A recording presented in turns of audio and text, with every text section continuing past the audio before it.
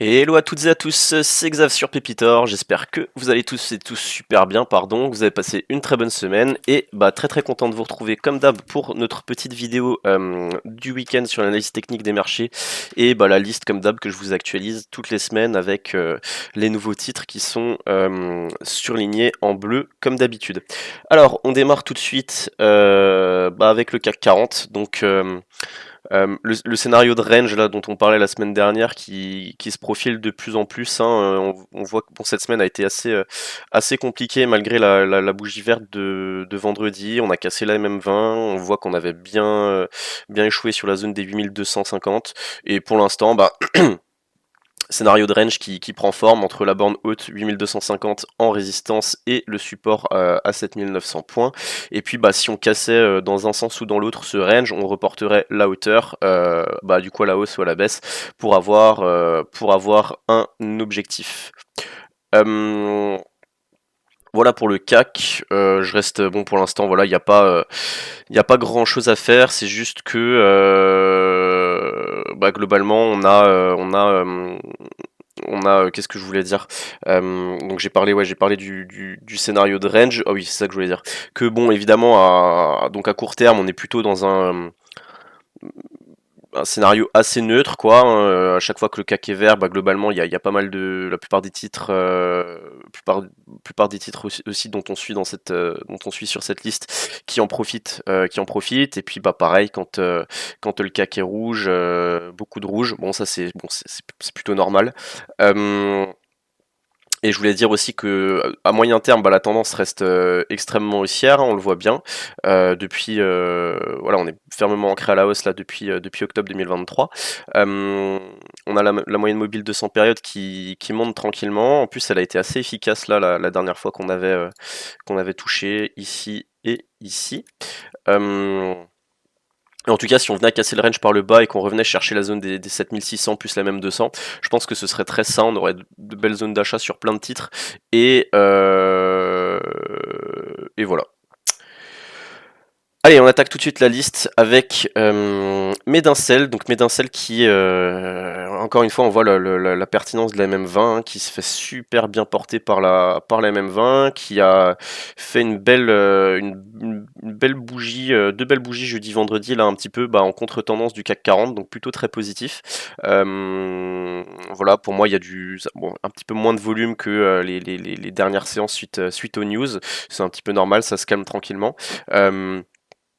Mais je pense que c'est un titre qui a le potentiel pour aller encore plus haut, parce qu'au final on se rend compte que globalement depuis la grosse news, on gagne 61% sur le titre, on n'a pas pris 300% non plus, quoi. Donc voilà, rien que par rapport à ça, je pense que c'est un titre qui peut encore avoir du potentiel spéculatif à court terme. Moi j'en ai toujours en portefeuille. Si je devais donner... là, pour moi, on aurait un dépassement des 15,40 €, on aurait de nouveau un signal sur le titre. Et puis, première alerte si on venait à clôturer sous la MM20. Guillemot, très très longtemps qu'on n'a pas parlé de ce titre aussi. Alors bon, on en parle un petit peu tard, hein, parce que ça faisait un moment que je suivais le titre, mais j'en ai pas spécialement parlé dans les vidéos. Elle vient de prendre 65% pardon, en ligne droite, elle vient de faire un super mouvement. Là, on a fait vous voyez, une première accélération, consolide à plat, et après, on a la M20 qui monte, non croisement aussi M7 M20. Euh, voilà, donc on est sur un titre qui a cassé sa MM200 à la hausse aussi, qui repart sur une bonne dynamique, sur lequel il y a des volumes. Là, qui vient un petit peu d'échouer dans une zone, une grosse zone de résistance, hein, globalement. Euh, Moi, l'idée que j'ai sur ce titre, ça va être de surveiller un éventuel retour sur la zone des 6,40 €. Là, on voit qu'il a fait résistance ici, puis qu'il a fait support. Et on voit bien que c'est une zone qui a été très travaillée. Et la même 20. Donc c'est là où j'aurais envie de me positionner sur Guillemot pour viser un retour sur les plus hauts récents, avec un stop. Voilà, je pense que c'est un titre sur lequel il faut se laisser une marge de manœuvre de 4-5%, quoi, parce que ça peut être assez liquide. Ensuite, alors Veralia. Donc moi je suis avec le graphique non ajusté, je préfère, du dividende. Voilà, et on se rend compte que bon, on a sorti par le haut de ce triangle ascendant, on avait fait l'envolée, on avait pris une dizaine de pourcents. On était venu sur une première zone, bah, en plus on voit une zone qui joue son rôle de résistance. Voilà, je disais que c'était un petit peu compliqué de se positionner à l'achat pour moi après la semaine dernière, hein, après l'envolée récente. Désormais, on a un petit peu plus de recul et en vrai, je vais zoomer un petit peu. Euh, Bah, voilà, c'est un titre qui peut se trader avec un signal d'achat en cas de cassure là des 37. C'est quoi les plus hauts? 37,50. 37,46, donc on peut se dire 37,50 en signal d'achat pour derrière bah, avoir un nouveau signal pour venir viser les plus récents ou du moins pour continuer la hausse. Et on se rend compte aussi qu'à très court terme, on a cette zone des 36,50 qui a fait support. Donc se servir de ce seuil là pour invalider son trade et après bah, dans un premier temps faire fonctionner comme ça, laisser la moyenne mobile 20 périodes remonter, et puis si votre titre commence tranquillement à partir et que la MM20 monte au-dessus de votre stop, et ben vous pouvez derrière réajuster votre stop par rapport à cette moyenne 20 périodes, et du coup comme ça vous diminuez votre risque au fur et à mesure que la moyenne mobile 20 périodes remonte. Ensuite, Rexel qui continue, qui a atteint l'objectif dont on parlait. Nous on parlait des 28,50 en cas de cassure du. Il y a eu dividende aussi, on est d'accord, hein. Mais je crois qu'on. Voilà, donc c'était ça, on était sorti des 25-40. Alors je sais pas si les 25-40 c'est la zone dont on, euh, si on disait 25-40 avant ou pas, je sais pas quand on parlait du titre, peut-être c'était 20, j'en sais rien, s'il y avait eu 1 euro de dividende, vous voyez, ça aurait été 26-40. Enfin bon bref, tout ça pour dire que le titre avait cassé la zone qu'on surveillait depuis un moment, dont on parlait depuis un moment, et puis bah a fait son accélération haussière, vient de prendre 12%. Oula, pardon. Est venu chercher l'objectif. Tac, voilà. Elle est venue chercher l'objectif dont on parlait ces dernières semaines, et puis il semble avoir encore du jus pour aller chercher plus haut. Donc si vous êtes dedans, on se laisse tranquillement porter. Et en fait, bah, comme Veralia, on voit la zone des 27 euros qui a fait support à très court terme avec la moyenne mobile 20 périodes. Et là, on a un cas concret pour illustrer ce que je voulais dire sur Veralia. C'est que si dans un premier temps, vous aviez chopé le titre là admettons les 27 euros avec un stop, vous aviez un stop sous les plus bas, là, la mèche, on va dire 26,85. Et votre moyenne mobile 20 périodes, à l'époque, là, si vous aviez acheté le 17 mai, elle aurait été, la même 20, elle aurait été sur 26,30 quoi. Puis maintenant, avec un petit peu de recul, votre trade est parti, hein. On admet que vous aviez acheté là aux alentours des 27 euros. Et puis, bah, vous avez la moyenne mobile 20 périodes qui vient de passer au-dessus de votre stop initial. Donc derrière, tranquillement, tant que cette moyenne mobile 20 périodes remonte, vous pouvez adapter votre stop à cette moyenne mobile 20 périodes. Et du coup, vous diminuez votre risque dans le temps vu que la moyenne monte pour l'instant jour après jour parce que le titre est haussier. Voilà pour Rexel, et puis après je vous fais pas un dessin en cas de consolidation plus marquée, admettons hein, pour x ou y raison qu'on ait un titre qui revienne sur 28,50 €, donc pardon 25,50, ce serait une excellente zone d'achat. Ensuite, on a Worldline. Alors, Worldline est un titre qui reste relativement baissier à court terme, on peut parler de neutralité. Voilà, si on regarde là, ce qui est bien, c'est qu'on avait, voilà, comment analyser un titre. Là, on a un titre qui globalement avait fait sa grosse chute, avait fait son rebond, qui depuis décembre, donc depuis quasiment 6 mois, était en train de tranquillement baisser, vient de faire voilà, et on sent qu'on a une petite inversion à court terme. On voit que maintenant la dynamique baissière est rompue, on est plutôt dans une phase où on est à plat, et donc l'idée ça va être d'essayer de sortir de ça par le haut. C'est ce qu'on va viser comme scénario, et pour jouer un rebond un peu plus puissant de l'ordre des peut-être, si admettons on allait voir la même 200 à court terme, voilà, un rebond de l'ordre des 40% au maximum. Donc tout ça pour dire que pour moi à très court terme on est plutôt neutre.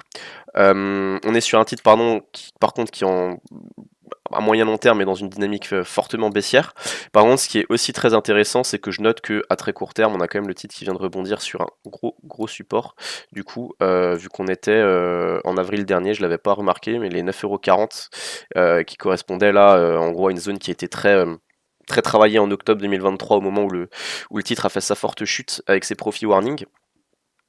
Voilà, et après, pour comment dire, zoomer un petit peu à encore plus court terme et comment on apprivoise le titre et qu'est-ce qu'on fait dessus, et ben on remarque qu'à très court terme on a un titre qui vient de perdre une dizaine de pourcents depuis les plus hauts d'il y a quelques séances de mi-mai. Qui vient de chercher sa moyenne mobile 20 périodes, qui vient de faire une super bougie là, enfin une bougie verte pardon, une super bougie très correcte, on va dire vendredi, et sur la MM20, et donc justement pour moi on est probablement sur un point d'achat, avec un stop assez facile à placer. Moi je le mettrais, j'aurais tendance à le mettre sous les 10 €, 10,80 € si on achetait au cours là actuel des 11 €, des 11,30 €, 35. Et l'idée après, sinon, si vous voulez vraiment avoir un signal d'achat, ce sera sur les dépassements des plus hauts. On peut faire un achat d'anticipation à ce niveau-là. Et puis derrière, on aura une confirmation pour le rebond au-dessus des 12 €. Et moi, j'aurais tendance à viser là à la louche. La première zone qui va m'intéresser, ce sera les 14 €. On les voit bien d'ailleurs. Ils sont c'est assez marqué. Les 14 €, tac, tac. Voilà, c'est ce que je viserais en achetant là, et après derrière peut-être pourquoi pas la MM200 et un retour sur les 16,30 €. On n'y est pas encore et on reparlera forcément du titre d'ici là, sauf s'il y a une news énorme qui fait que Worldline devait prendre plus 40% en une séance. Alors Stellantis, elle n'a pas touché sa MM20, mais on voit que bon, la tendance reste quand même, à très court terme, reste quand même plutôt baissière quand même maintenant, quoi. On revient à proximité de la moyenne mobile 200 périodes. Moi je maintiens que je vois bien, on aurait une grosse zone de support là, horizontale, si on revenait dessus, sur les 19 €, 19,80, 20 €. Mais si on voulait tracer quelque chose de super précis, je pense qu'on pourrait peut-être faire quelque chose de cet ordre-là. À mon avis, voilà, un support oblique. Mais on verra comment ça évolue, mais c'est bon, la zone qu'il faut avoir à l'œil, pardon, ça va plus être les 19,80, 20,20 €. Et l'idée, si vous achetez cette zone-là, c'est d'attendre que les moyennes mobiles stabilisent, qu'on repasse au-dessus, et qu'on vienne viser 21,50 dans un premier temps, puis 22,60 dans un second, avec un stop, en gros sous 19,50 €. Ça voudrait dire que le titre a envie d'aller chercher plus bas. Et dans ce cas-là, moi derrière, je surveillerai les 18,60, plutôt les 18,80 du coup, voir pourquoi pas un retour sur ce gros support oblique haussier, qui serait un excellentissime point d'achat si on venait à venir dessus dans les prochaines semaines. Ensuite, on a GTT. Alors, moi, ce que j'aime bien avec GTT, c'est la pertinence là on parlait déjà il y a quelques semaines, la pertinence de ce support oblique haussier on en parlait déjà, on parlait du titre la fin avril, qui avait déjà bien permis au titre de rebondir fin avril, et on revient là-dessus tranquillement en cette fin de semaine. Donc pour moi, pareil, plutôt sur une zone d'achat. Si on venait à casser ça par le bas, on viserait un retour à proximité de la même 200 et des 125, 126 €, ce qui serait une super zone d'achat. C'est un petit peu le même principe que sur Stellantis. Je pense qu'on serait vraiment sur une magnifique zone d'achat. Et puis, à très court terme, on est quand même sur quelque chose qui peut se tenter, hein. C'est juste que bon, vous avez un stop, une invalidation qui sera assez courte, et derrière c'est un titre sur lequel on pourra viser, moi je viserais 143, 145, puis un retour derrière sur 151, un dépassement, une accélération à la hausse. Autre élément marquant sur le titre, c'est qu'on remarque que là ça me saute aux yeux tout de suite, c'est qu'à chaque fois qu'on a le titre qui touche là sa bande de Bollinger sup, vous voyez, bon là on l'a pas touché tout à fait, mais elle a souvent tendance derrière à faire une grosse chute. Ça a été le cas très récemment ici, ça a été le cas là. On voit hein, à quel point les bandes de Bollinger, quand elles sont orientées à la baisse, la bande de Bollinger supérieure, quand elle est orientée à la baisse, à quel point elle fait résistance. C'est exactement pareil généralement pour la bande de Bollinger Inf. Quand elle est orientée à la hausse, elle fait souvent office de très très gros support. Là, j'ai pas d'exemple concret parce que vu que c'est un titre qui est en forte tendance haussière, c'est assez rare de toucher une bande de Bollinger. Voilà, bon, on le voit ici, quand on revient sur les bandes de Bollinger, le cours avait déjà assez stabilisé pour que la bande de Bollinger soit plutôt plate plutôt que orientée à la hausse. Enfin bon bref, si je vois un autre exemple, je vous le montrerai. Tout ça pour dire que GTT est reste plutôt bien orienté et que bon voilà, bon en fait si on a un petit peu le cas. Pourquoi c'est aussi une zone d'achat ici? Parce que juste en dessous, vous avez la BB1 qui est en train de remonter et qui est justement orientée à la hausse. Donc ça, c'est un élément en plus à avoir dans votre scénario qui vous dit que qu'on joue que la BB jouerait le rôle de support, donc une zone plus forte en termes de support, pardon, une zone renforcée en termes de support grâce à cette bande de Bollinger Inf. SO, alors SO ça reste du suivi. Moi je pense que je trouve que là y a plus grand chose à faire. En gros c'est soit on a profité de la magnifique hausse, soit c'est un petit peu compliqué et il faut attendre une conso.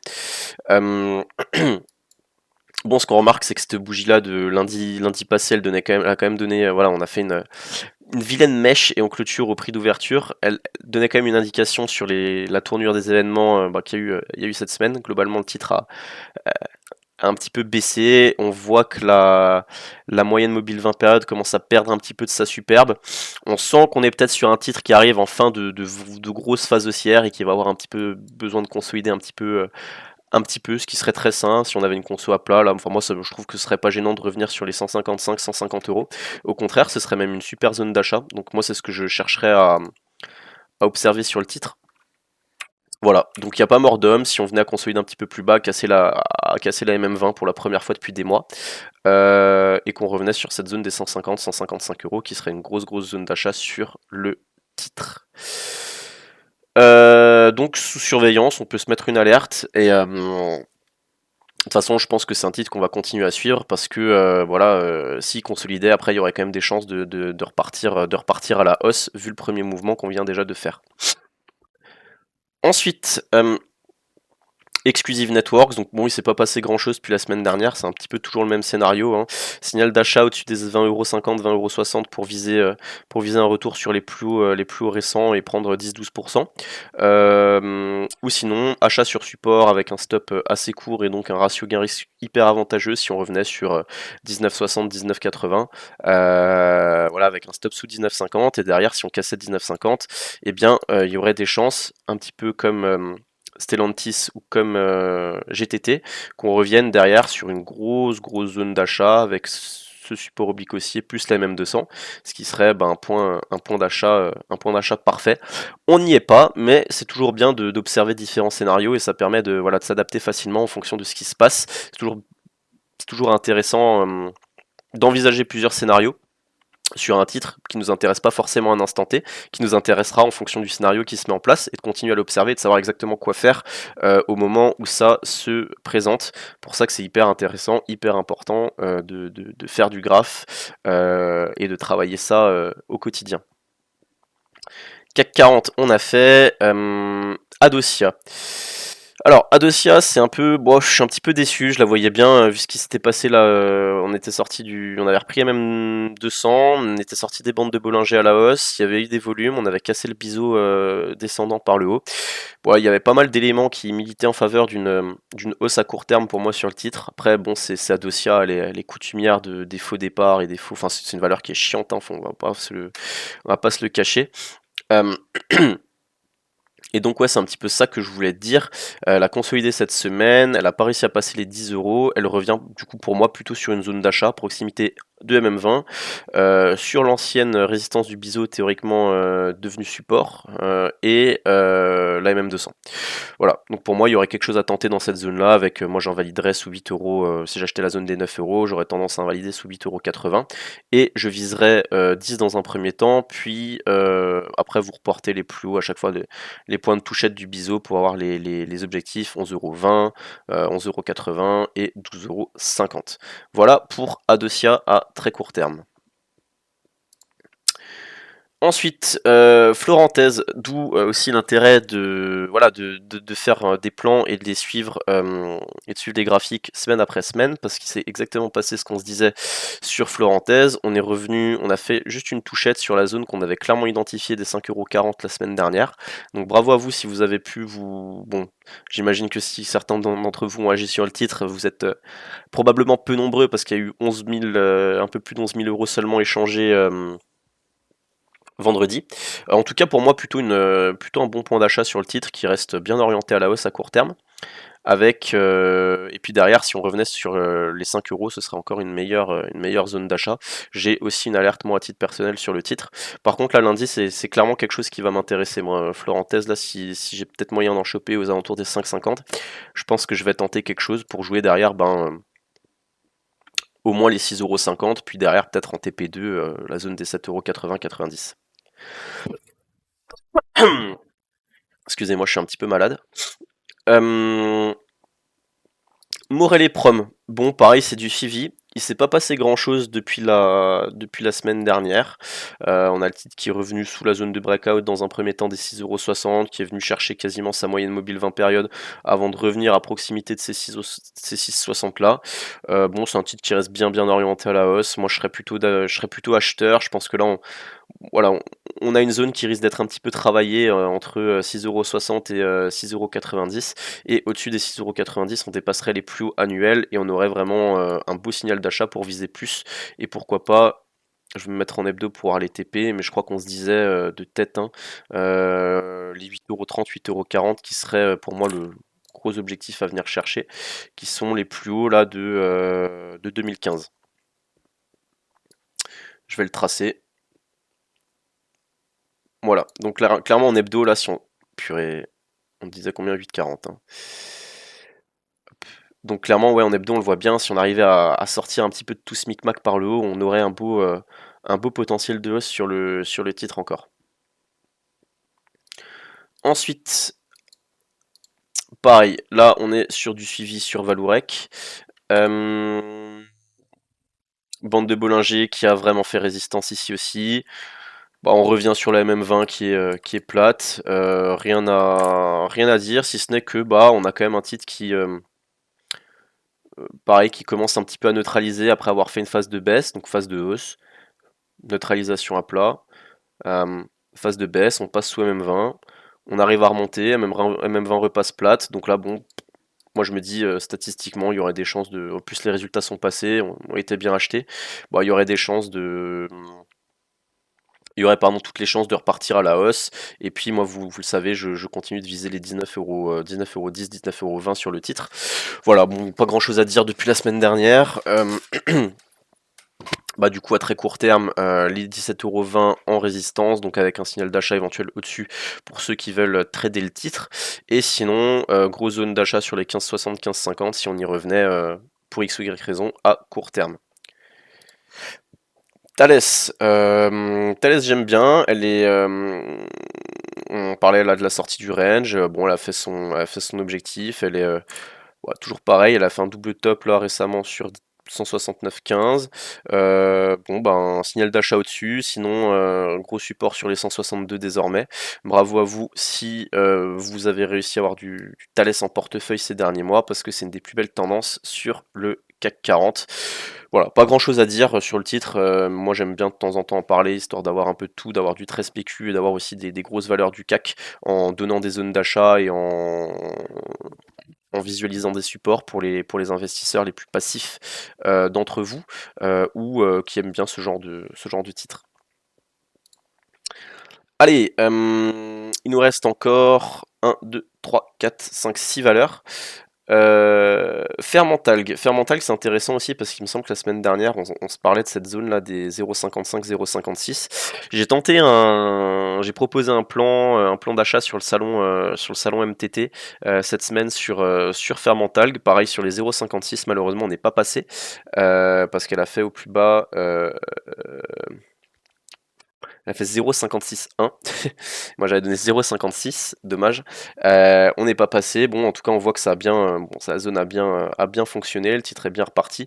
Si jamais vous avez réussi pour X ou Y raison à rentrer sur le titre dans ces eaux-là ou que vous en avez en portefeuille ou à un autre prix, moi ce que je vise comme zone, hein, ce serait les 0,67 et après en cas de dépassement des 0,67, un retour sur les 0,73, 0,74.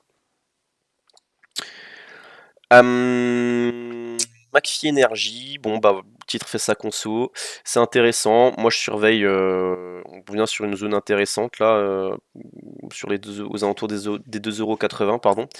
Euh, Moi, je surveille un appui, un contact avec la même 20. Ce serait top là qu'on arrive à avoir cette semaine la même 20 et peut-être même une petite mèche sur 2,69 €, 2,70 €. Et derrière, mon objectif, ce serait de viser. On aurait un stop assez facile à placer parce que bon, si on achetait cette zone des même 2,75, moi j'invaliderais sous 2,58 €, donc un stop globalement à moins 5,5. Mais dans le même temps, on viserait une trentaine de pourcents pour revenir sur les plus récents, plus et même 200. Et donc, si vous visez 30% avec un stop à moins 5, moins 5,5, vous avez en gros un ratio gain-risque de quasiment 6, ce qui est intéressant, sachant que moi, de base, j'essaye d'avoir tout le temps au minimum 4, et donc là, vous auriez 6, ce qui est hyper intéressant. Voilà pour McPhee, pas grand-chose à dire non plus. Clara Nova, ça reste du FI, bon, elle est sur une zone horizontale là, à proximité des 2,20, mais on sent bien que c'est fébrile, les moyennes mobiles sont bien baissières, voilà, bon, il y aurait des chances pour moi d'aller chercher plus bas, et je surveillerai du coup cette zone des 2 € plus et même 200 qui serait un super bon point d'achat pour tenter un rebond derrière, voilà, on serait sur un très très gros support. Osez Immuno, il y a une super news de nouveau cette semaine. Donc, voilà, nous en gros, ce que je disais, c'est que bon, le titre avait peut-être, avait quand même bien grimpé depuis mars, depuis les news de mars. Euh, Arrivait sur une grosse zone de résistance. Donc, voilà, à court terme, je voyais bien le titre consolider un petit peu. Le marché m'a donné tort puisqu'il y a eu une belle news cette semaine et on a accéléré, on a fait un beau gap haussier au-dessus de cette résistance des 6 €, des 7,30 €, pardon. C'est assez propre, un gap haussier au-dessus des 7,30 €. On a fait un nouveau plus haut à 8,63, 8,64, je crois, peut-être 8,62 cette semaine. Bravo à vous si vous êtes dedans, pareil, c'est super graphique, vraiment sublime. Et puis bah désormais, moi je surveillerais ces 7,80 €. 7,80 € qui serait peut-être une belle zone d'achat pour tenter quelque chose, tenter une reprise, vu qu'en plus on a une belle news que par rapport à ça, bah, le titre reste plutôt faiblement valorisé. On est quand même, je crois qu'on est sur 180 millions de valorisation, un truc comme ça pour Osez Immuno, et si je dis pas de bêtises, je crois qu'il y a 90 millions d'euros de trésorerie. Enfin, en gros, c'est assez rare pour être souligné qu'on est sur une biotech française voilà, qui a de belles, qui a de belles perspectives, qui a pas mal de marge de manœuvre par rapport à ça, qui en plus signe des partenariats. Bon, de toute façon, on les voit, hein, voilà, les biotech qui surperforment, c'est quoi cette année? C'est Osez Immuno et Medincell. Elles ont le point commun, elles signent des partenariats, donc des technos qui intéressent. On n'est pas plus. Quand on investit sur les biotech, faut se dire, hein, j'aime bien, c'est David Renan qui me disait ça, parce qu'on bosse un petit peu ensemble sur un projet commun comment dire, avec la société avec laquelle je travaille en Suisse. Du coup, on est amené à échanger un petit peu par rapport à ça, et de plus en plus, d'ailleurs, c'est un gars super. Et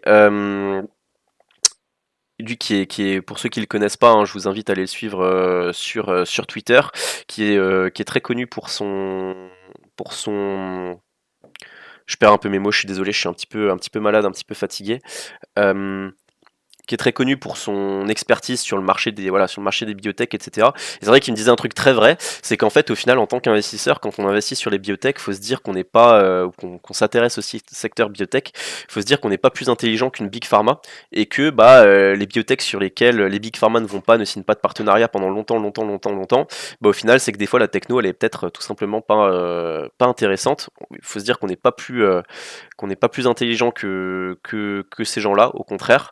Et en fait, au final, ça permet un petit peu de décrémer parce que si, admettons, on s'intéresse que aux biotech qui signent des partenariats, bah déjà, on limite de fou son risque par rapport au secteur. Et en plus, parce qu'on écrème, on enlève 90% des biotech dont la plupart ne donneront jamais rien et seront des puissants fonds. Et du coup, au final, bah, c'est quoi? C'est les biotech qui signent des partenariats qui surperforment. On le voit avec Medincell et Osimmuno cette année.